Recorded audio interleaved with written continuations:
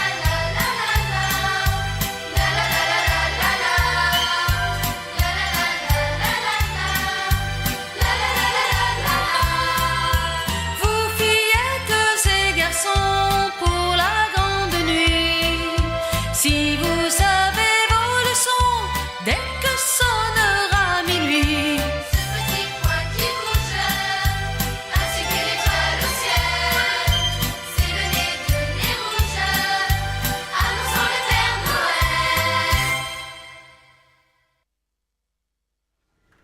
Bon, alors, c'était... Ding, ding, ding, ding. Oui, nous avons commencé la farandole. Voilà. Alors, docteur, est-ce qu'une hernie ombilicale doit-elle toujours être opérée? Alors, les hernies ombilicales, comme le nom Nous allons peut-être dire ce que c'est. hein, voilà. Donc, en fait, le terme d'hernie, c'est une structure qui passe dans un orifice. Donc, elle devrait normalement être confinée dans un abdomen ou dans une cavité. Et en fait, elle passe à travers cette cavité par un orifice qui normalement ne devrait pas être présent, ou en tout cas devrait se fermer à la naissance. Voilà. Ou bien alors, cet orifice se réouvre de façon accidentelle. Voilà. Donc, une hernie, dans le cas de la hernie ombilicale, c'est la petite boule qui apparaît à l'endroit de l'ombilic. Et donc, en fait, c'est un passage soit de graisse abdominale, soit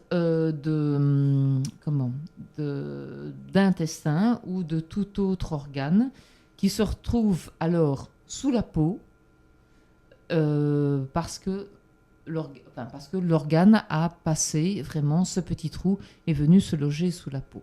Ok. Alors, donc ça peut être d'origine, ça peut être lié à la naissance, ça peut arriver de façon accidentelle aussi. Alors, quand c'est de naissance, ça arrive souvent si le cordon ombilical est coupé trop court, ou bien si la maman chat, la maman chien, est trop zélée dans le nettoyage de ses bébés et lèche trop fort ou tire un petit peu sur le cordon parce que c'est quelque chose qui dépasse et qui embête la maman. Donc à ce moment-là, le muscle abdominal qui doit se refermer reste en partie ouvert alors que la peau se referme puisque le cordon ombilical sèche et se cicatrise. Et donc on peut avoir donc, le passage de graisse, d'épiplomb, voilà, je ne retrouvais plus le terme. Donc l'épiplomb, en fait, c'est une enveloppe membraneuse qui supporte en fait tous les organes à l'intérieur de l'abdomen, ou bien carrément un intestin. Alors, si cette hernie est toute petite et que quand on la manipule, l'animal n'a pas mal, on peut attendre une petite intervention prochaine pour pouvoir en même temps donc réduire cette petite hernie. Si on parvient à faire rentrer la structure dans l'abdomen et qu'elle ressort toute seule, donc là, ça veut dire qu'elle n'est pas étranglée, donc on peut mobiliser la structure, mais il est toujours bon en fait de réduire cette hernie et de faire une opération. Là aussi, il n'y a pas d'urgence, mais il vaut mieux le faire parce que cette hernie peut s'agrandir, ou bien peut-être qu'il n'y a que de la graisse qui passe maintenant, mais qu'un peu plus tard, un intestin puisse passer dedans. Alors, là où ça devient une urgence, c'est quand la hernie devient étranglée. Là, dans ce cas-là, l'animal est fort abattu, la hernie est gonflée et toute dure, et la palpation de cette hernie fait très très mal. Donc, qu'est-ce qui se passe? Donc, l'intestin vient se glisser dans cette petite ouverture, se retrouve sous la peau, mais avec le transit digestif, à un moment donné, cet intestin peut se remplir donc de matière fécale, et donc l'intestin se remplissant à cet endroit-là, à l'endroit de l'ouverture, l'intestin se gonfle, le transit ne se fait plus. Pourquoi? Parce qu'il y a trop de matière fécale dans les intestins, et alors à ce moment-là, ça peut s'étrangler. Et donc, ça devient une urgence absolue parce qu'on peut avoir une nécrose intestinale, voire une péritonite. Ah oui, carrément. Voilà, oui. Ah oui, donc à surveiller si on voit que... Oui. Donc allez consulter votre vétérinaire dans ce cas-là. Donc ça se remarque directement, évidemment, quand oui, tout à fait. L'animal est... Donc lorsque le vétérinaire fait un examen pré-adoption ou pré-achat, donc chez les chiots ou chez les chatons, ça fait partie de l'examen général et normalement le vétérinaire doit mettre une petite note dans le carnet de santé pour prévenir de l'incident, parce que à cet âge-là c'est jamais grave, et donc il faut le noter de telle façon à ce que soit l'éleveur prennent en charge l'intervention chirurgicale et alors le chiot ou le chaton sera acquis un petit peu plus tard, ou bien alors les nouveaux propriétaires achètent l'animal en connaissance de cause et préfèrent alors confier la petite chirurgie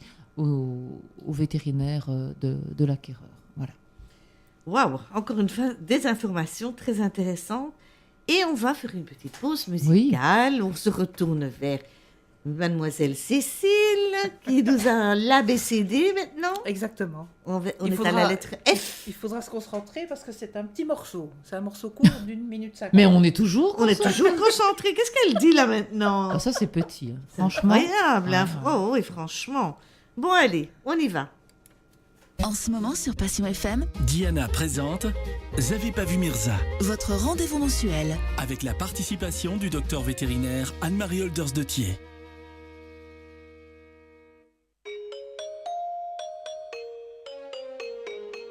C'est une chanson de France qu'on fredonne dès l'enfance, un air facile à chanter, une farandole à danser. Il court, le furet, aussi vite qu'une fusée. Il n'en peut plus, c'est fatal, il est flagada tout pâle.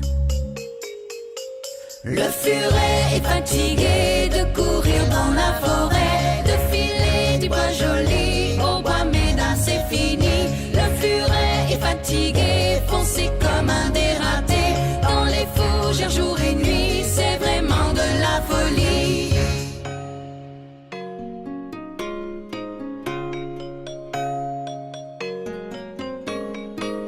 Il en a marre des feuillages et des fleurs qui n'ont plus d'âge. Il voudrait voir sa famille, sa femme, son fils et ses filles. C'est une fable, la chanson.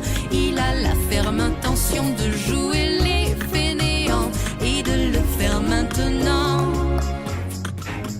Le furet est fatigué de courir dans la forêt, de filer du bois joli au bois médin, c'est fini. Le furet est fatigué, foncé comme un dératé, dans les fougères jour et nuit, c'est vraiment de la folie.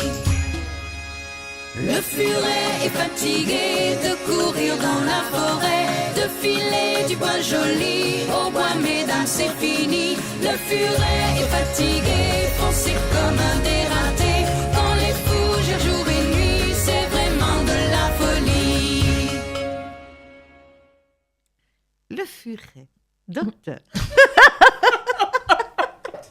Elle l'a fait, elle l'a osé. Elle l'a osé.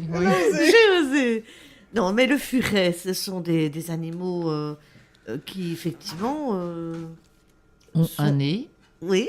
4 pattes, une grande queue. Mais non, mais je veux dire pour... J'anticipe. C'est pas eux qui attaquent les poules et tout ça dans les basses-cours? Non, ça c'est des fouines. Ah oui, les fouines. Voilà. Et le furet, qu'est-ce qu'il fait, Alors, lui? le furet fait partie des nouveaux animaux de compagnie. D'accord. Le furet peut être simplement un animal donc de compagnie dans la maison. Il est utilisé également pour la chasse, parce que par sa petite taille, il parvient à aller donc dans les terriers et faire sortir le gibier, voilà. Alors, le furet, justement, c'est un animal très, très, très farouche au début. Donc, il est préférable de les acquérir tout petits et de beaucoup, beaucoup, beaucoup s'en occuper, beaucoup les manipuler, de telle façon à ce qu'ils deviennent sociables. Quand ils sont sociables, ce sont vraiment de très chouettes petits animaux. Mais il faut savoir que le furet sent très, très fort au niveau corporel, parce qu'ils ont des glandes anales qui émettent vraiment une très très forte odeur. Ces glandes sont importantes pour communiquer entre eux, mais effectivement, pour vivre avec l'animal, c'est pas toujours évident. Donc, il nous arrive de devoir enlever ces petites glandes anales de telle façon à ce que l'animal puisse vivre à l'intérieur et que ce ne soit pas trop incommodant pour les propriétaires. Alors, il faut savoir également que cette fois-ci, c'est les furettes. Ce sont des femelles sont très, très, très fragiles. C'est-à-dire que leur instinct de reproduction est tellement important que si elles ne sont pas saillies régulièrement donc pour faire des petits, les ovaires s'enquistent tellement vite que ça tourne en cancer. Et donc, lorsque l'on acquiert une femelle furet, il faut la stériliser de telle façon à éviter que les ovaires ne se transforment en cancer. Donc, il y a vraiment des pathologies spécifiques du furet, donc qui est considéré comme un nouvel animal de compagnie, donc les NAC. Et il y a vraiment des pathologies très spéciales. Donc, c'est un animal fragile qu'il faut suivre régulièrement. Voilà quoi. Mais c'est un petit animal sympa et on en a de plus en plus dans notre clientèle. Oui, c'est ce que j'allais dire. C'est pas évident pour un vétérinaire qui, voilà, en principe a des animaux domestiques, comme on dit, c'est le chien, le chat essentiellement, mais de plus en plus, tu es à la rencontre d'animaux, donc un petit peu hors du commun. Oui. Et alors, il y a des cours, il y a des spécialisations, voilà. Il faut toujours apprendre. Toujours. Eh ben. Alors, il y a un petit article que je lis ici par rapport à un livre c'est l'idée des cadeaux. Hein, Mhm. on va mettre... C'est l'étonnante intelligence des oiseaux. C'est maintenant que les corneilles font tomber les noix avant qu'elles se brisent pour les manger. Les avez-vous observés? Les éditions Quae vous proposent un livre passionnant sur les capacités de mémoire, de réflexion, de relation, d'emploi d'outils, de reconnaissance d'eux-mêmes et des autres. Un beau cadeau à faire ou à se faire pour ensuite regarder les oiseaux autrement. Et donc c'est un livre, l'étonnante intelligence des oiseaux. Qu'est-ce qu'on peut dire effectivement? Ils communiquent réellement, les oiseaux, entre eux? Mais il faut savoir que les oiseaux ont, je dirais, ont les sens de communication très, très, très, très, très développés. Ah bon? Louis, même alors qu'ils n'ont pas d'oreilles, d'accord? L'ouïe, la vue, tous ces sens-là sont beaucoup plus même développés que chez les mammifères. Donc c'est vrai que ce sont des animaux qui peuvent percevoir très très loin le moindre bruit, le moindre mouvement que nous ne percevrions pas, ni nous, ni même les mammifères. J'ai eu l'occasion comme ça de faire une petite formation en fauconnerie et bon, je me suis rendu compte que c'était vraiment un animal très très très sensible, qui peut ressentir vraiment, vraiment beaucoup de choses. Par exemple, j'avais en main un faucon et il a commencé à crier et à s'énerver. Et donc le fauconnier m'a dit oui, mais regarde là-bas, tout là-haut dans le ciel, en fait, il y a un autre prédateur. Et lui, il l'avait repéré alors que c'était une petite tache noire dans le ciel. Donc, ah oui, donc oui. Ah ouais. Et le faucon, il était sur ma main, quoi. Donc, je pensais pouvoir avoir attiré son attention, mais en plus d'attendre, je dirais, mon ordre, il surveillait tout le ciel et il avait repéré un autre prédateur. Voilà. Donc voilà, c'est... Ils ont des relations entre eux, des communications possibles. Oui. Et c'est vrai que c'est impressionnant quand on les voit à la fin de l'été partir, qu'il fait froid, et qui font des milliers de kilomètres et qu'ils ont ce sens de l'orientation. Le sens de l'orientation, tout à fait. Comment est-ce qu'ils arrivent? Enfin, c'est une intelligence incroyable. Hein. Oui, en fait, on pense qu'il y aurait quand même un petit organe à la base du cerveau qui leur permettrait de capter en fait les ondes terrestres et que ce serait en fonction des ondes terrestres qui parviendraient à s'orienter. Mais je pense qu'on fait encore des recherches sur les modes de communication, sur les orientations. Il faut quand même savoir, pour parler d'un autre animal qui est la chauve-souris et le dauphin, qui communiquent en fait en criant et donc en récupérant l'écho de la propre émission sonore, qu'ils peuvent savoir où se trouve la proie, où se trouve la nourriture, et qu'en fonction du type d'écho qui est renvoyé, il peut savoir à quoi il va être confronté. Voilà. Donc c'est vraiment impressionnant. D'ailleurs, le système des sonars des sous-marins a été basé sur l'observation d'animaux tels que ceux que je viens de décrire. C'est vrai que nous, on n'a même pas cet instinct. Non, pas du tout. On ne peut pas deviner qu'à, je sais pas moi, 1 kilomètre en haut de nous, il y a un danger. Oui. Donc ils ont quand même une intelligence incroyable. Nous, on se dit intelligent, mais eux, l'instinct est là, quoi. On fait encore une pause musicale avec la lettre G. Non. G. Le guépard. On continue avec... je sais pas. Ah non. Moi, j'aurais dit girafe, guépard. Normalement, c'est girafe, oui. Girafe. La prochaine, c'est girafe. Oh, voilà. Bon. C'est quoi, alors, maintenant? Mais j'ai un doute. Tu as un doute? Oui. Ah, tu l'as peut-être déjà passé. Oui. Mais oui, ça arrivera à un moment donné. Hein. Les Kids Unlimited, avec Le Lion est mort ce soir. Je l'ai passé déjà? Oui. Ok. C'est pas grave, hein, ne t'inquiète pas, ne stresse pas. Allez, fais-le passer. Okay. Donc voilà, petite idée cadeau, un joli livre, donc l'étonnante intelligence des oiseaux aux éditions Quae. Passion FM, vous écoutez Vous avez pas vu Mirza? Une émission pour vous et avec vous.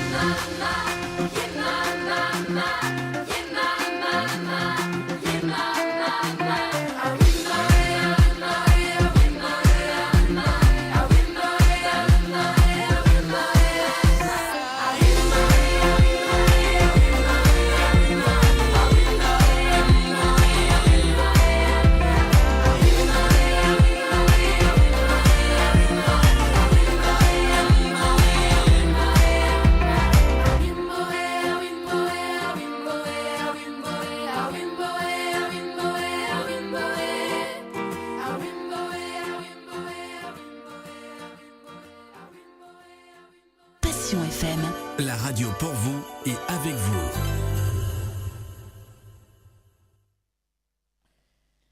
Bon, on papote. Hein. Alors, un chat qui souffre de calicivirose. Oui. Qu'est-ce que c'est ça? Attends. Alors, Qu'est-ce que Qu'est-ce que ça c'est pourrait ça bien être? à mon avis, qui perd les poils. Non, ça s'appelle de la calvitie. Mais non, je vois calicivirose. Regarde ce qui marque là. Ben, C'est quoi c'est un ça? peu dyslexique, hein. Calicivirose. Tu parles de calvitie. Oui. Ici, c'est un calici. Oui, calicivirose. Donc, Mais sous sais forme pas de ce que- calice. Ah, Calice, tu vois, et pas calvitie. non, c'est Non. vrai. Donc, c'est pas un chat qui porte un calice sur la tête. Je ne sais pas ce que c'est. Je pose la question. J'ai jamais entendu parler de ce mot, calicivirose. Alors, c'est une entité virale qui reprend en fait toutes les pathologies respiratoires chez le jeune chat. C'est typiquement le chat errant que tu vois avec les yeux qui coulent, qui plaquent, avec le nez qui coule, avec voilà. Donc en fait, c'est un ensemble de virus qui s'attaquent donc essentiellement aux voies respiratoires et aussi au niveau des muqueuses, soit de la bouche, voilà. Et ça provoque en fait des ulcères, ça provoque des infections et des ulcères. Donc en général, quand un chat est atteint de calicivirose, parce qu'on on récupère un petit chat qui est abandonné, tout ça, et qui a des snottes d'un peu partout, et en fait, c'est ces virus-là qui se sont développés. Donc on retrouve dedans, en fait, aussi de l'herpès qui provoque des ulcères récurrents. Il souffre alors, le petit chat? Ah oui, il faut d'abord les soigner avec des antibiotiques pour éviter donc les surinfections bactériennes. Et puis alors renforcer le système immunitaire. Il faut être prudent avec ce genre de chat, prudent pour lui-même. C'est-à-dire qu'il est vite sensible au refroidissement, des choses ainsi. Voilà. Mais ils peuvent s'en sortir, si on les soigne bien. Ils sont plus fragiles que les Ils sont plus autres. fragiles, ils peuvent devenir porteurs asymptomatiques, mais si par exemple on fait un rappel de vaccin, puisqu'on sait quand même bien que lors du rappel de la vaccination, le système immunitaire chute pendant un petit temps, mais on peut avoir une réactivation de ces pathologies. Mais on peut avoir également une réactivation du calicivirus, de la calicivirose en général, simplement sur un choc émotionnel, sur un déménagement, tu vois, en fait tout ce qui peut diminuer le système immunitaire chez le chat. Voilà. Elle l'a bien dit le mot en une fois comme ça. Moi je dois calicivirose, je n'y arrive pas, mais c'est sorti comme ça. Ça t'arrive souvent d'en recevoir ou quoi déjà? Parce que là, c'est un mot comme oui, on en parle tous les jours. Hein. Ah oui. Oui, c'est vraiment la pathologie la plus courante du chat. Oh, pauvre petit chou. C'est vrai que c'est... Ou comme s'il était avec une grosse grippe, quoi. Ça coule de tous les côtés. Voilà. Bon, bien, d'accord. Alors, on fait encore une petite pause musicale. Oui, avec plaisir. Ah voilà, je t'écoute. Qu'est-ce que j'ai programmé? Ah oui, là, on va passer du côté de Walt Disney. Ah, on aime bien ça. Oui. On aime avec bien. le chant du renne. Ah, de nouveau, on est de nouveau avec les rennes. On est avec les rennes pour le moment. C'est Noël, hein, c'est Noël, hein. Ouais, Noël arrive. tout à fait. Ouais, et pourquoi il a un renne, le Père Noël? Oui, il n'en a pas que. Mais parce que... As-tu déjà eu l'occasion de visiter la maison où les jouets en bois du Père Noël sont fabriqués? En Laponie, alors? Oui. Moi, je n'ai jamais été en Laponie, moi. Moi, je suis allée en Laponie. Et j'ai été visiter l'endroit où sont fabriqués tous les jouets du monde entier que le Père Noël va distribuer le 24 décembre au soir. Et il y avait les rennes. Et le renne est vraiment l'animal qui sert à tout en Laponie. Ça va de l'animal de traction, donc un peu comme les chevaux. Mais on utilise également la peau pour se vêtir. On mange également de la viande de renne qui est excellente. Et donc voilà, c'est un peu le bovin de là-bas. Et c'est donc pour ça que le Père Noël a besoin de ses rennes pour tirer son carrosse. Oh. Voilà. Et tu as écrit au Père Noël, tu as prévu ta petite botte sur la cheminée? Je n'ai pas encore écrit au Père Noël, D'accord. mais je pense que la lettre va être très longue. J'étais très gentille cette année. T'as été très gentille, Ouais. t'es sûre? Ouais. Oui. Ah bon, on va écouter la chanson du Père. Je vous assure qu'on n'a pas vu. C'est une émission hautement scientifique. Oui. Hein. Bon, allez, on écoute. En ce moment sur Passion FM, Diana présente J'avais pas vu Mirza, votre rendez-vous mensuel. avec la participation du docteur vétérinaire Anne-Marie Holders de Thiers.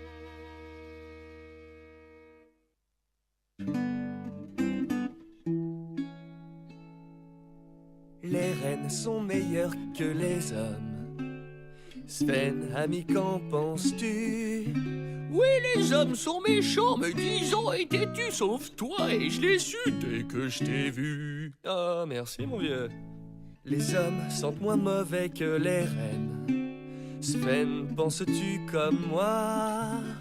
C'est bien vrai, ma foi, pour tous, sauf pour toi. Tu m'as eu, mais il se fait tard. Très tard. Endors-toi sans peine, Sven.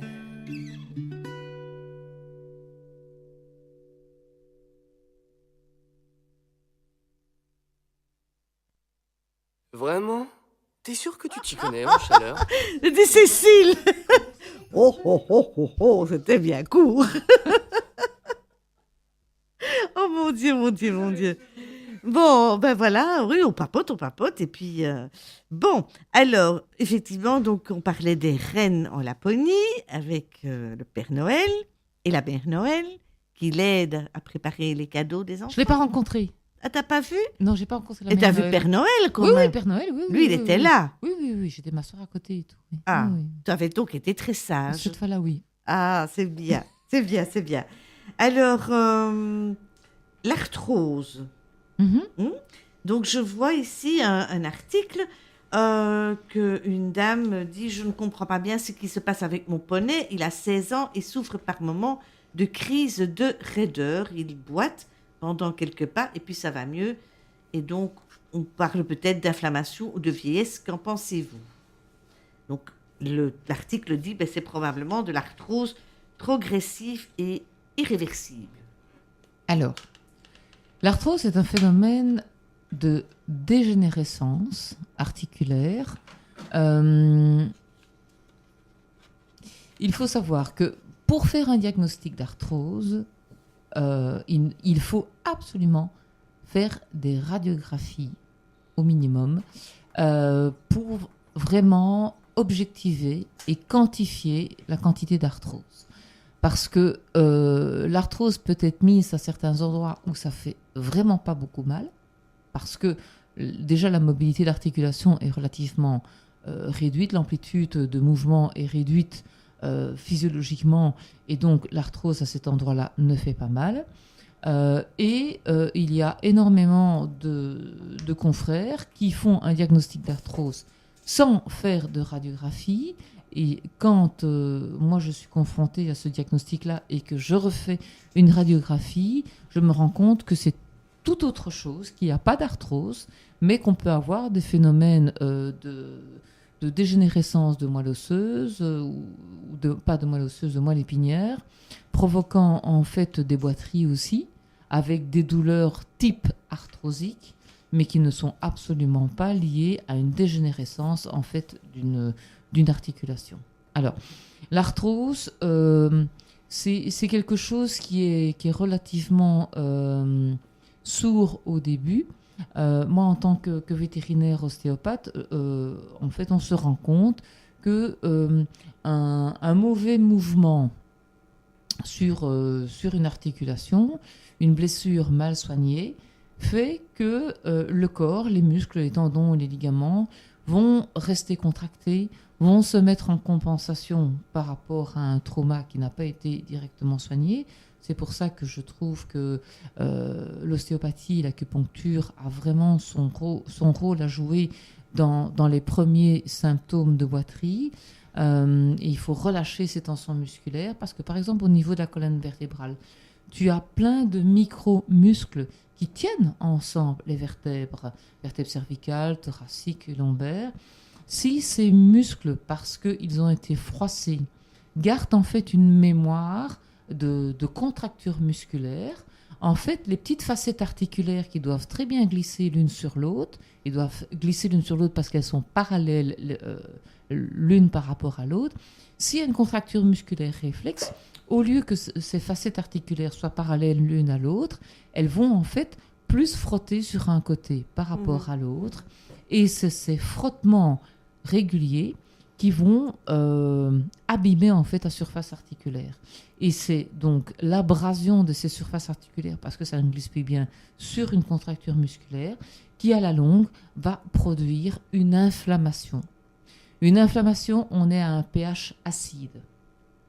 Et c'est ce pH acide, le pH acide est lié en fait à l'apport sur place de globules blancs, de libération par ces globules blancs de messagers pro-inflammatoires. On appelle surtout des prostaglandines, des interleukines. Donc en fait, ce sont des petites substances qui vont siffler pour dire oh là là, ici il y a un problème, il faut venir, il faut faire appel au système immunitaire du corps pour essayer de venir réparer.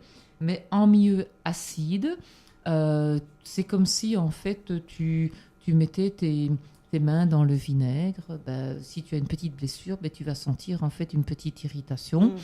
En fait, c'est la même chose au niveau de ces surfaces articulaires qui baignent alors dans un milieu acide.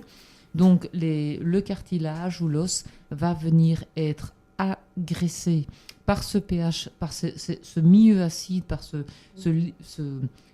liquide de baignade, je dirais, dans lequel se trouve l'articulation qui est à pH acide. Et donc, en fait, on va avoir une destruction qui va se faire petit à petit. Liée à ces destructions sur le pH acide, il faut savoir déjà que les petites terminaisons nerveuses, ce qu'on appelle les nocicepteurs, donc ces terminaisons nerveuses qui détectent la douleur, vont elles-mêmes être agressées par le pH acide. Et donc, envoient l'information au niveau de la moelle. D'abord, et au niveau du cerveau, vont envoyer des informations de douleur. Parce qu'on est à pH acide, d'accord ? Et alors, le cartilage ou l'articulation, où là aussi, il y a des petites terminaisons nerveuses qui viennent. Donc, la terminaison nerveuse va être excitée. Et le cartilage ou l'os va dire « Ouh là là, je suis en pH acide, je suis agressé, donc je vais essayer de refabriquer du nouveau os, pas du cartilage à ce moment-là, du nouveau os, pour essayer de combler et d'essayer de réparer cette agression à pH acide. » Donc alors à ce moment-là, on a une stimulation des cellules osseuses qui vont... Donc on a ces nouvelles cellules osseuses, on appelle ça des ostéoblastes, qui vont se transformer en ostéocytes et donc fabriquer du nouvel os de compensation. Voilà. C'est ça l'arthrose, madame. Ah ben dis donc, mais c'est clair. C'est clair, oui, effectivement, on comprend un petit peu mieux, effectivement, de comment ça fonctionne. Et qu'est-ce qu'on préconise à ce moment-là? Donc, il faut faire des radios pour découvrir tout ça. Donc, de toute façon, lorsqu'un animal se blesse, mais c'est la même chose pour un humain, quand on s'est cogné ou quand on a soulevé quelque chose de lourd et qu'on sent des petites tensions dans le dos, le chien ne va peut-être pas directement montrer des petites tensions dans le dos, mais même si vous palpez, vous sentez une zone qui est peut-être plus chaude. Déjà ça, c'est déjà un signe. Donc, n'ayez pas peur d'aller voir un vétérinaire qui est ostéopathe, un vétérinaire acupuncteur, donc des gens qui sont habilités pour pouvoir très rapidement libérer ces tensions musculaires pour éviter d'aller plus loin dans ce processus de destruction et de remaniement osseux. Si on n'a pas pu faire le diagnostic de façon précoce et qu'on est face vraiment à de l'arthrose, donc objectivée par une radiographie, à ce moment-là, soit on peut travailler en allopathie classique avec des anti-inflammatoires. Bon, il faut savoir que les anti-inflammatoires classiques pour moi, devraient être limités dans le temps au niveau de la prise, puisque ça peut toujours avoir des répercussions sur l'estomac et sur les intestins, donc provoquer dans le pire des cas, des ulcères d'estomac ou en tout cas des douleurs intestinales.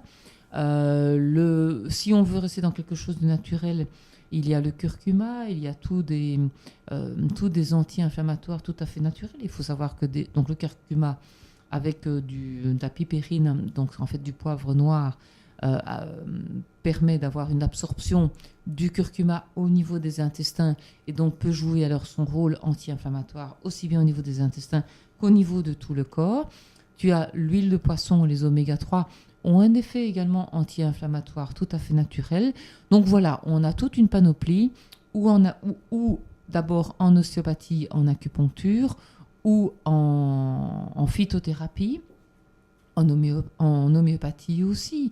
Les petites douleurs d'origine neurologique, on peut les soigner avec de l'Hypericum perforatum, en fonction du profil de l'humain ou de l'animal. Il y a des petites préparations homéopathiques qui peuvent être utilisées aussi. Et alors, les anti-inflammatoires classiques, non stéroïdiens ou stéroïdiens. Donc, à ce moment-là, la cortisone dans certains cas. Et donc, on rappelle effectivement que tu es vétérinaire avec les possibilités d'acupuncture. Dis-moi un petit peu toute ta carte de visite.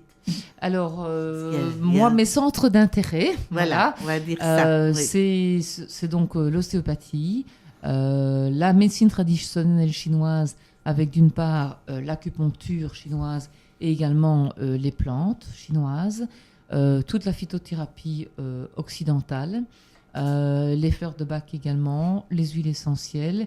Et alors, mon petit gimmick, c'est également l'orthodontie. Eh bien, dis donc, tout ça. Et donc, c'est chez Anne-Marie Olders de Thiers. Oui. Hop, rappelle-nous tes coordonnées complètes. www.vétérinaire-olders.be.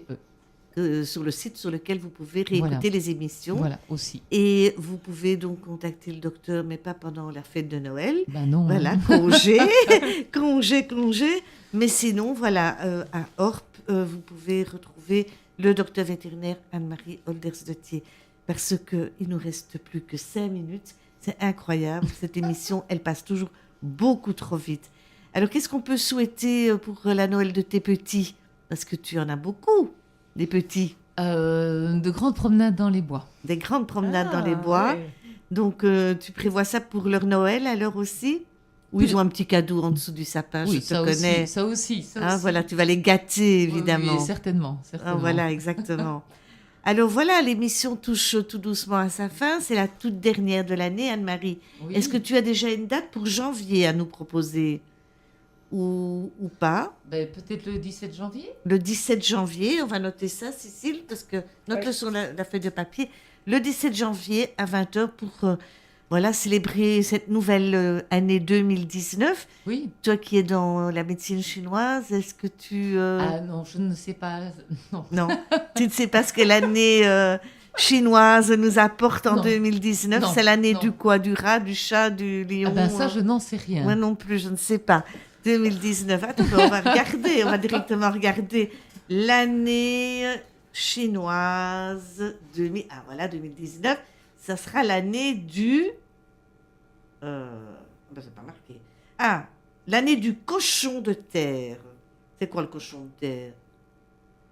Ils sont tous de terre quand même. Eh bien donc, voilà, nous pourrons parler de tout ça. C'est incroyable. Au mois de janvier, la reproduction du cochon. Donc, selon l'astrologie chinoise, c'est l'année du cochon de terre, traditionnellement l'an 4717, qui commencera le 5 février 2019 avec le nouvel an chinois, et on en parlera, pourquoi pas, du cochon de terre chinois. Bon, c'est peut-être les petits cochons, tu vois les petits cochons, comme on dit là, les petits insectes là. Non, n'insiste pas. Non, n'insiste pas. Bon, Anne-Marie, un très beau Noël en famille avec tous ceux qui t'aiment et que tu aimes.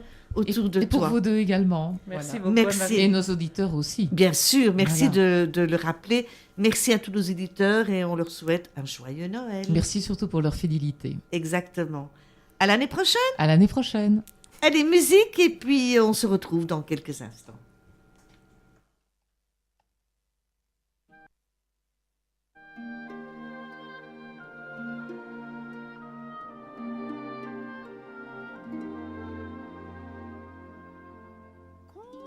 L'aube éclaire les marches de l'église, la vieille grand-mère est assise.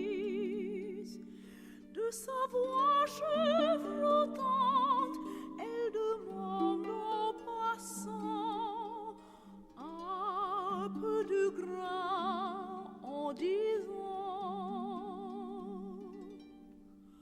à votre bon cœur pour les petits oiseaux, vos rêves seront plus beaux. Donnez, donnez pour nourrir ces petits, dessous c'est rien, ça suffit.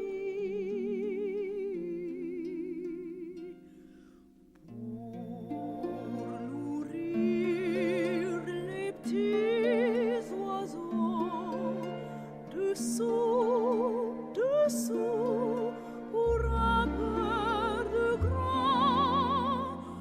Le ciel bleu sans pluie d'oiseaux. Dessous, dessous, c'est une aubaine.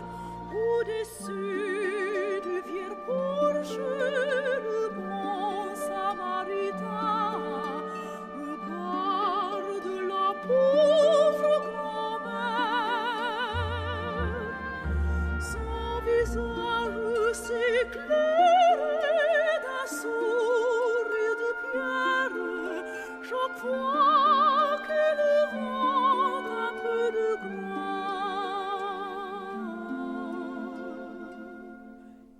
Dites ces mots comme un écho.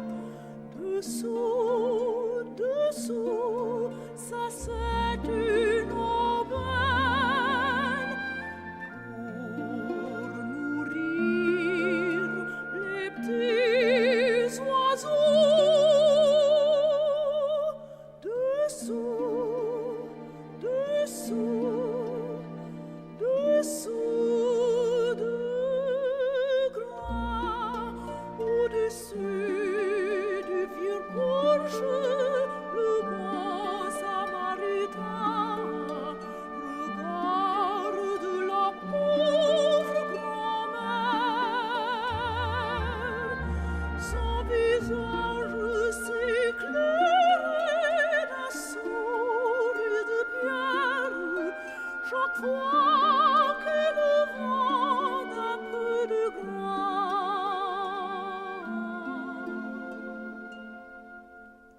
Dites ces mots comme un écho. Dessous, dessous, ça c'est une aubaine. Pour nourrir les petits oiseaux. Dessous,